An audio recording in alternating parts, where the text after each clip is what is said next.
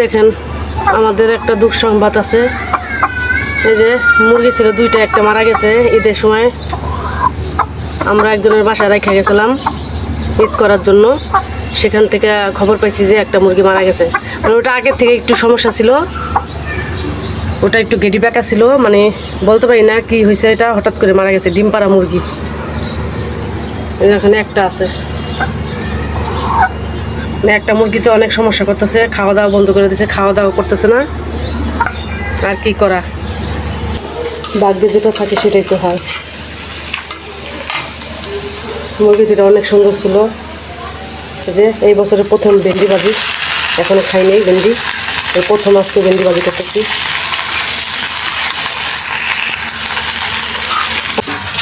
গোস্তটা রান্না করবো, গোস্তটা ধুয়ে নিই। ভেন্ডি ভাজি আর গোস্ত আজকে। ভেন্ডির ভিতরে গোস্তটা ভাজা নিতেছি। বিসমিল্লাহ,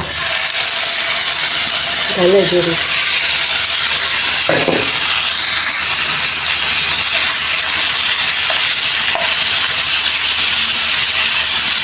গোস্তটা রমজান মাসে তো এই জন্য একটু ভাজা নিতেছি, নাহলে আমি এভাবে মাথায় ধরে রান্না করি বেশিরভাগ, ভাজি কম। আলুটা ভাজা শেষ, আচারগুলো আলু ভাজা, গোস্ত ভাজা। মশলা নিয়ে নিয়েছি একসাথে, সব গোস্তের যা যা লাগে মশলা সব একসাথে নিয়ে নিয়েছি। কষাই নেবো এটার ভিতরে।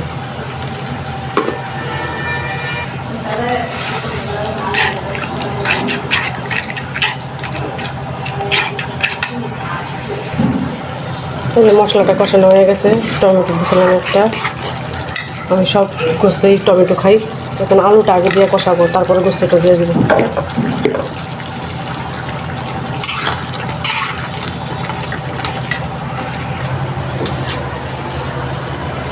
আলুগুলো কষানো শেষ, আমি গোস্তগুলো দিয়ে দিতেছি।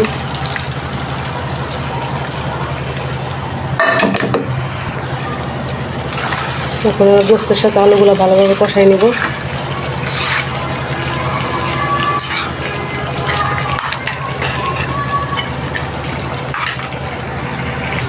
গোস্তটা কষানো শেষ, ঝোলের পানি দিয়ে দিতেছি।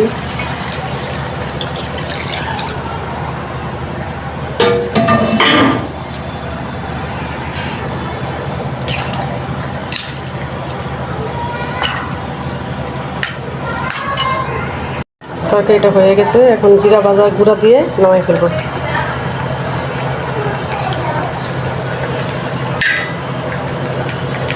ঝোলটা আলু দিছে তো, ঝোলটা এরকমই রাখবো, নাহলে খেয়ে ফেলবে ঝোল।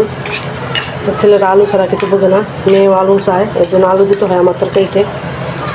আমি তো খাই না, আমার কোনো টেনশন নেই, ওরা খাবে, ওরাই বুঝবে।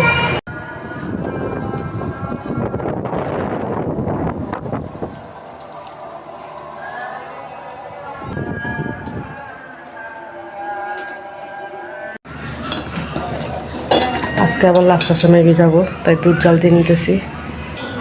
দুধটা ঢেলে নিব আমি।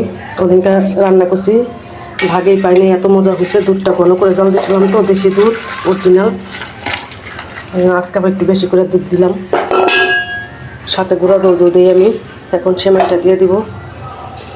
এই যে সব দিয়ে দিছি, গরম মশলা, দারচিনি, এলাচ, বিকালের নাস্তার জন্য। দুধটা একটু ঠান্ডা করে নিতেছি, কারণ এত গরম দুধে দেওয়া যায় না, তাহলে সেমাইটা একদম লেতায় যায়।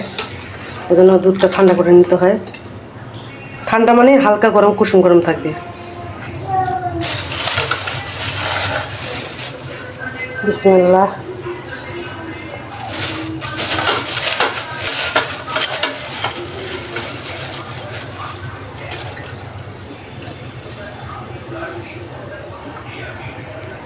একবারে ঘিয়ে ভাজা সেমাই, এটা 1 নম্বর সেমাই আনছে। কিশমিশ দিয়ে দিতেছি। ওদিন আমি ভাগেই পাইনি কা, রান্না করছি আমি ভাগে পাইনি কা। দেখেন এই হলুদ সরটা পড়ছে, এটা দুধের সর আর ঘিয়ের সর। একটু চেষ্টা করবেন দুধটা ঠান্ডা করে, হালকা গরম থাকবে যখন, তখন এই সেমাইটা দিবেন, তাহলে সেমাইটা বেশি মানে গলে যায় না, একটু আরাম থাকে। ওই সেমাইটা খেতেও ভালো লাগে। আর একদম পোতায় গেলে সেমাইটা, ওই সেমাইটা খাইতে মানে মুখের সাথে লেগে থাকে, ভালো লাগে না তেমন একটা। এখন গুঁড়া দুধ দিয়ে ঘন করে দুধটা জাল দিয়ে নিয়ে তারপর সেমাই ভিজাইছি।